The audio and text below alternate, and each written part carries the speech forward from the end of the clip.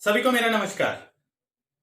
मैं कुलदीप बीरवाल, प्रवक्ता वाणिज्य, गवर्नमेंट सीनियर सेकेंडरी स्कूल कलाय, डिस्ट्रिक्ट कैथल, आप सबका आज की ऑनलाइन क्लास में स्वागत करता हूं।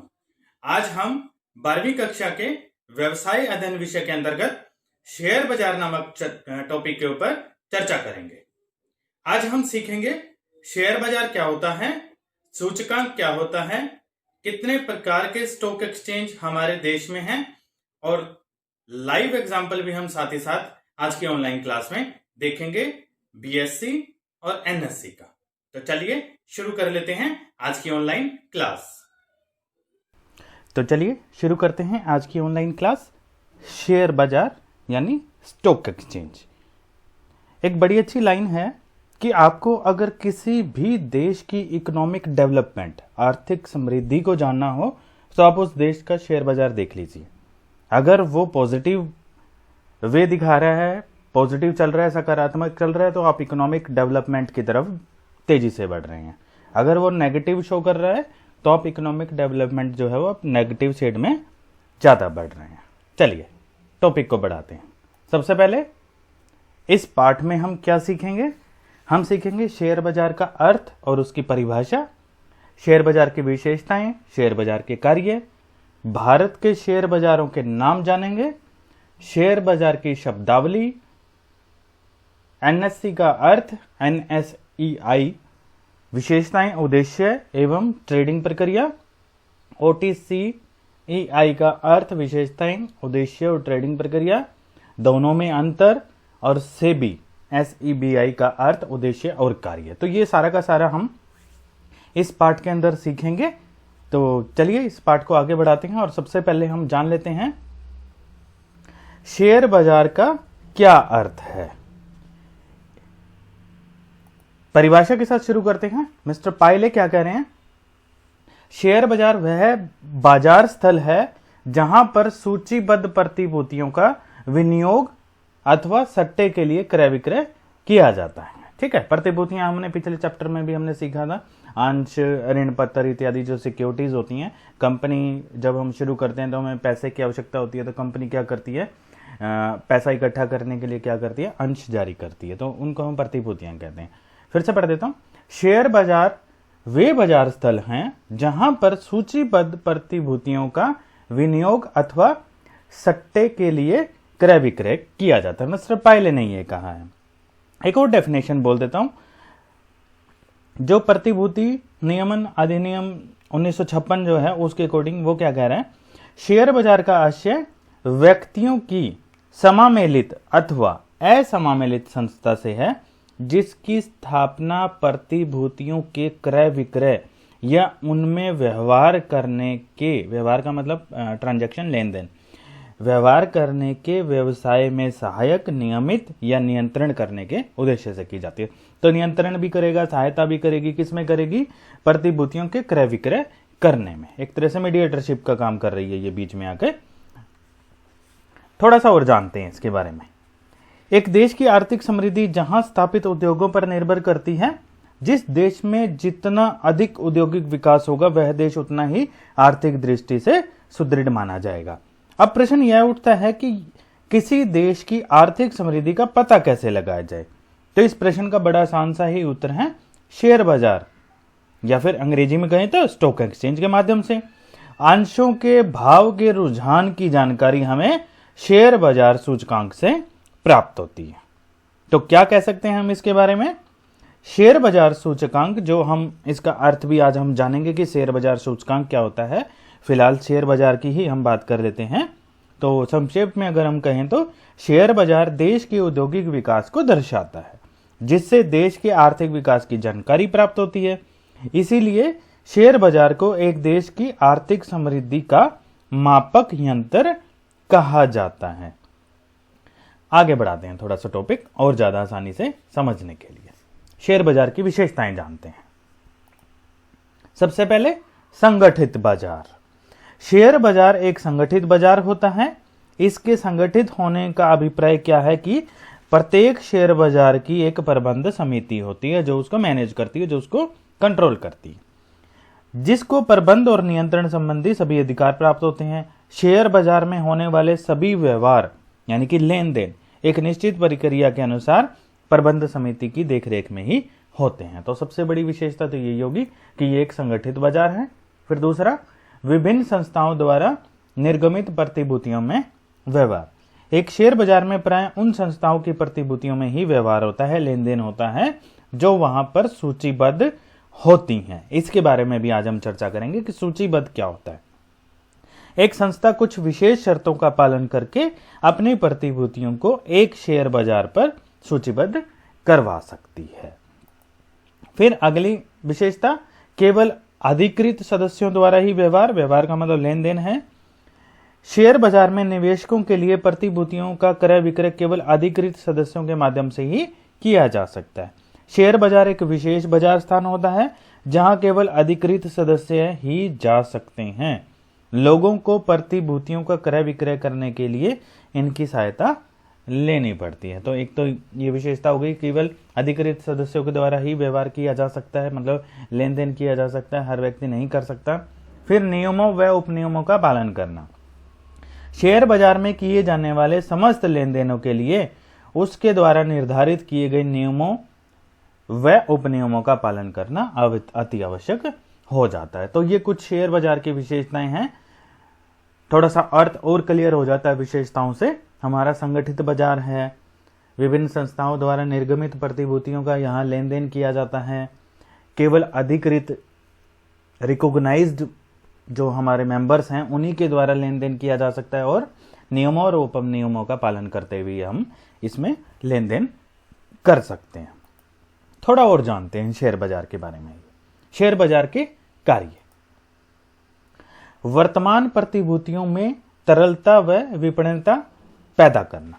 शेयर बाजार पहले से ही निर्गमित की गई प्रतिभूतियों में व्यवहार करने वाला बाजार होता है। ये हमने पिछले पाठ में भी पढ़ा था। यहां विभिन्न प्रतिभूतियों का क्रय विक्रय नियमित रूप से होता है। अर्थात इस बाजार के माध्यम से निवेशक, इन्वेस्टर, जो बचत हम अपनी कहीं ना कहीं लगाना चाहते हैं ताकि उस बचत से भी मैं कुछ ना कुछ प्रॉफिट कर लूं, जहां भी चाहे अपने धन की प्रतिभूतियों में निवेश कर सकता है, और जब चाहे निवेश को पुनः धन में बदल सकता है, यानी कि जब मर्जी खरीद सकता है, जब मर्जी उसको बेच सकता है। प्रतिभूतियों के क्रय विक्रय के लिए तैयार बाजार का होना उसकी विपणनता को बढ़ाता है और धन में निवेश में तरलता पैदा करता है। तरलता का मतलब जब जरूरत हुई तभी उसको पैसे में कन्वर्ट कर लिया। तो एक तो ये कार्य हो गया। फिर दूसरा, प्रतिभूतियों का मूल्य निर्धारण।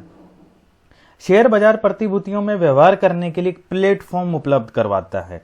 यहां मांग व पूर्ति की शक्तियां स्वतंत्र रूप से कार्य करती हैं।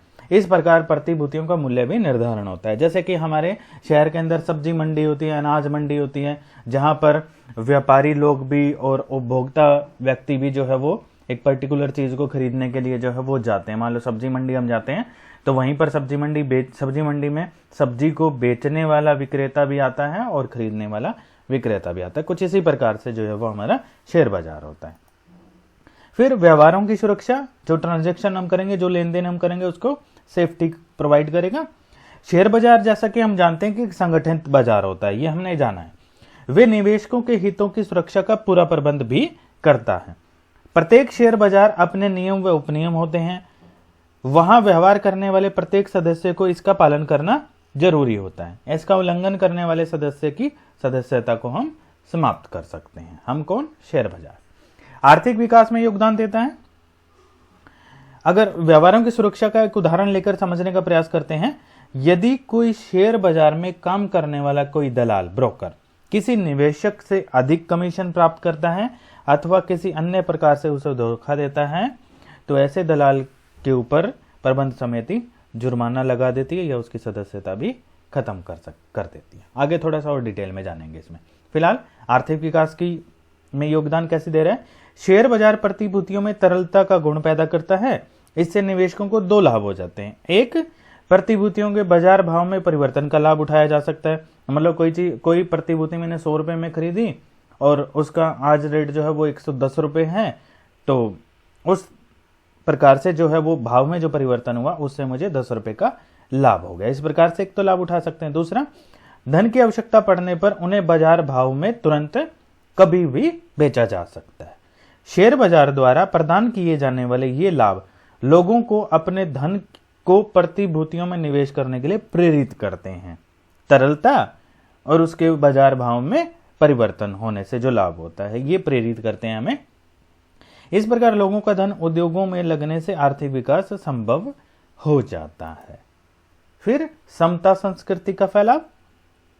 शेयर बाजारों द्वारा अपनी सूचीबद्ध कंपनियों के संबंध में सभी महत्वपूर्ण सूचनाएं और विशेष रूप से आर्थिक स्थिति संबंधी सभी सूचनाएं एकत्रित की जा सकती हैं। प्राय ये सूचनाएं प्रकाशित की जाती हैं, न्यूज़पेपर वगैरह में कंपनियां निकालती हैं। अन्यथा आवश्यकता पड़ने पर कोई भी व्यक्ति ने शेयर बाजार से निःशुल्क रूप से प्राप्त कर सकता है। इस प्रकार शेयर बाजार निवेशकों को अनेक महत्वपूर्ण सूचनाएं प्रदान करते हैं और उनका मार्गदर्शन भी करते हैं, जिससे आज कंपनियों में स्वामित्व का विस्तार हो रहा है, अर्थात अंशधारियों की संख्या लगातार बढ़ रही है। तो एक ये फायदा हो गया, इससे ये कार्य हो गया शेयर बाजार का। फिर सट्टे की सुविधाएं उपलब्ध करवाना। जब प्रतिभूतियों का क्रय उनके बाजार मूल्य में परिवर्तन से लाभ अर्जित करने के उद्देश्य से किया जाता है तो हम इसे सट्टा कहते हैं। संबंधित अधिनियमों में प्रावधान के अंतर्गत ऐसा करने की अनुमति दी गई है। ऐसा माना जाता है कि प्रतिभूतियों में तरलता लाने के लिए कुछ सीमा तक सट्टे के व्यवहार करना जरूरी होता है, यानी कि उसके मूल्य में परिवर्तन ऊपर नीचे होना जरूरी होता है। शेयर बाजार यह सुविधा हमें उपलब्ध करवाता है। आगे चलते हैं। तो भारत के अंदर जो है वो प्रमुख जो है वो शेयर बाजार कौन से हैं? इस समय भारत में 7 शेयर बाजार स्टॉक एक्सचेंज काम कर रहे हैं, जिनकी सूची जो है वो आप स्क्रीन पर देख पा रहे हैं। बॉम्बे स्टॉक एक्सचेंज, जिसको BSE के नाम से जानते हैं, इसका जो है वो हेड ऑफिस मुंबई में स्थित है। फिर कलकत्ता स्टॉक एक्सचेंज, जिसको CSE के नाम से जानते हैं, कोलकाता में स्थित है। इंडिया इंटरनेशनल एक्सचेंज यानी कि इंडिया INX जो गांधीनगर गुजरात में स्थित है। Magadh stock exchange limited Patna में है। Metropolitan stock exchange of India limited Mumbai में स्थित है। National stock exchange of India limited NSE Mumbai में स्थित है। NSE IFSC लिमिटेड गांधीनगर में स्थित है। तो इसमें से जो 2 महत्वपूर्ण जो है वो BSE और NSE, मैं इन दोनों का आपको एक बारी लाइव डेमो दिखा देता हूं कि किस प्रकार से BSE और NSE को हम ऑनलाइन जो है वो किस प्रकार से किसी स्टॉक के प्राइस को या BSE एट प्रेजेंट कैसा परफॉर्म कर रही है या NSE एट प्रेजेंट कैसा परफॉर्म कर रही है। दोनों का एक बार लाइव डेमो आप लोगों को दिखा देता हूं, ताकि आप लोगों को बॉम्बे स्टॉक एक्सचेंज या फिर नेशनल स्टॉक एक्सचेंज में ट्रांजेक्शन किस प्रकार से हम कर सकते हैं या किस प्रकार से किसी स्टॉक की वैल्यू को हम देख सकते हैं, वो आप लोग प्रैक्टिकली उस चीज को देख पाए। तो एक बारी मैं आप लोग को BSE और NSE की वेबसाइट पर लिए चलता हूं।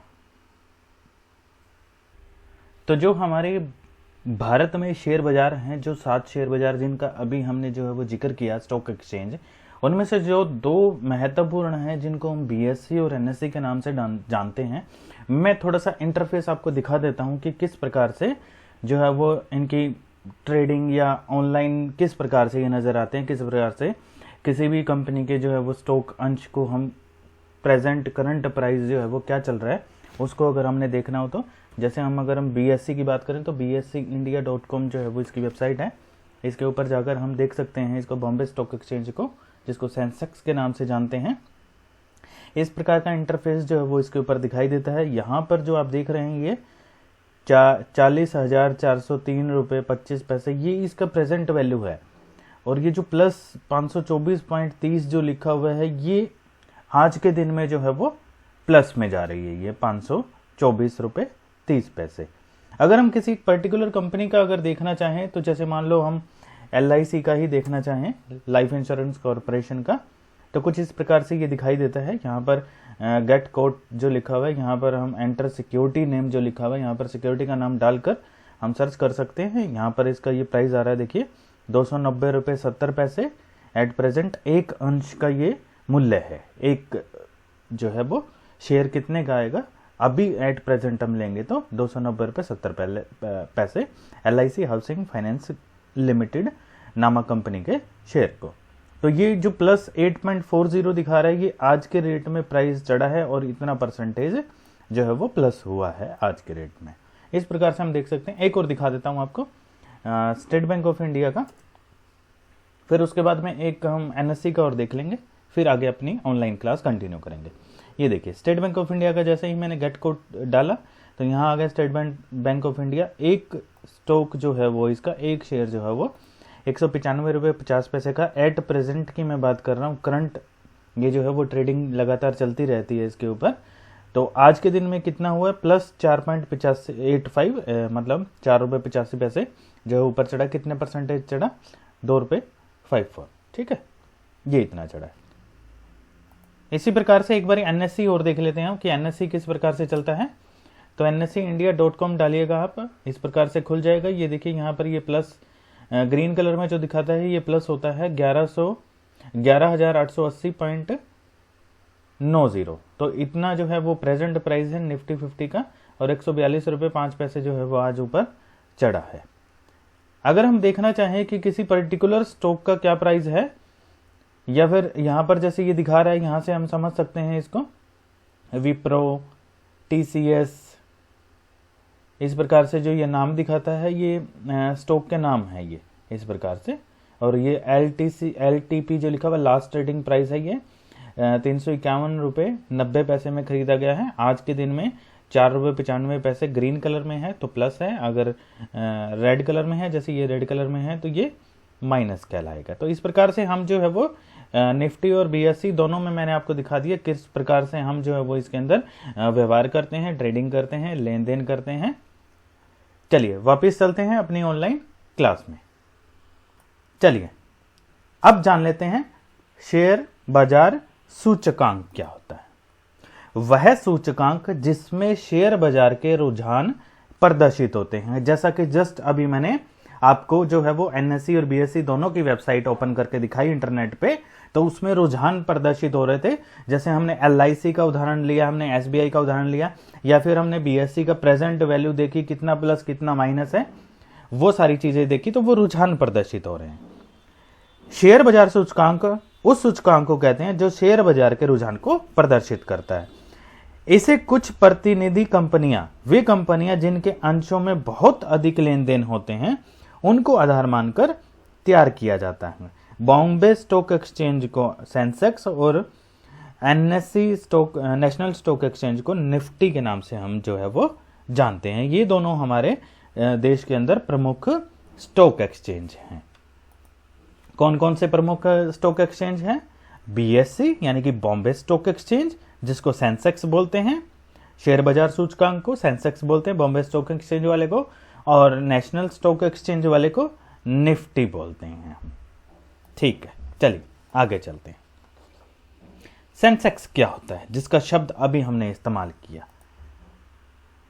मुंबई शेयर बाजार के 30 कंपनियों के आधार पर अंशों के बाजार भाव के उतार चढ़ाव दर्शाने वाले सूचकांक को सेंसेक्स कहते हैं। यह भारतीय शेयर बाजारों का मुख्य सूचकांक है। प्राय अंशों के क्रय विक्रय का निर्णय इसी के आधार पर लिया जाता है। यदि सेंसेक्स बढ़ रहा हो, जैसे कि मैंने आपको दिखाया लाइव डेमो, प्लस में दिखा रहा था वो ग्रीन कलर में, तो वो बढ़ रहा है, उसका मतलब यदि सेंसेक्स बढ़ रहा हो तो यह कंपनियों की समृद्धि का सूचक होता है।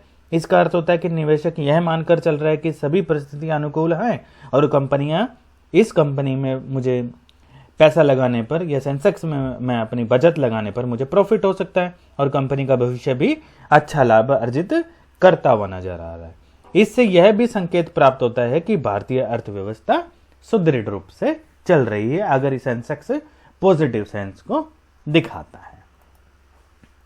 फिर प्रतिभूतियों का सूचकांक, सूचीयन, जो अभी आज ही के चैप्टर में हमने इस चीज को हमने पढ़ा था। क्या मतलब होता है इसका?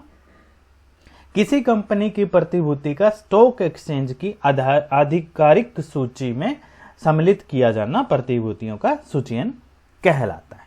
जब किसी भी कंपनी, कोई भी कंपनी यह चाहती है कि एक विशेष शेयर बाजार में उसकी प्रतिभूतियों में व्यवहार हो, मतलब लोग उसके प्रतिभूतियों को खरीदे बेचें, तो उसे उस शेयर बाजार की प्रबंध समिति को एक आवेदन पत्र देना होता है। हमने 7 शेयर बाजार पढ़े। मान लो मैं बॉम्बे स्टॉक एक्सचेंज में अपनी कंपनी की प्रतिभूतियों का सूचीकरण कराना चाहता हूं, तो मैं वहां पर एप्लीकेशन दूंगा। जब प्रबंध समिति आवेदन पत्र से संतुष्ट हो जाती है तो उस प्रतिभूति को स्टॉक एक्सचेंज की आधिकारिक सूची, जिसको ऑफिशियल लिस्ट बोलते हैं, में शामिल कर लिया जाता है। इस क्रिया को ही सूचीयन या फिर सूचीकरण या फिर सूचीबद्ध करना कहते हैं। तो बच्चों, आज हमने क्या पढ़ा? आज हमने शेयर बाजार का अर्थ जाना। शेयर बाजार के हमने 2 परिभाषाएं पढ़ी। शेयर बाजार की विशेषताओं के बारे में हमने पढ़ा, शेयर बाजार के कार्य हमने समझे, और भारत के 7 प्रमुख शेयर बाजार जो हैं उनके नाम जाने, और हमने बॉम्बे स्टॉक एक्सचेंज और एनएससी यानी कि नेशनल स्टॉक एक्सचेंज का लाइव डेमो भी आज हमने देखा। तो उम्मीद करता हूं आप सभी अच्छे प्रकार से इस टॉपिक को समझ पाए होंगे। आप सबका धन्यवाद।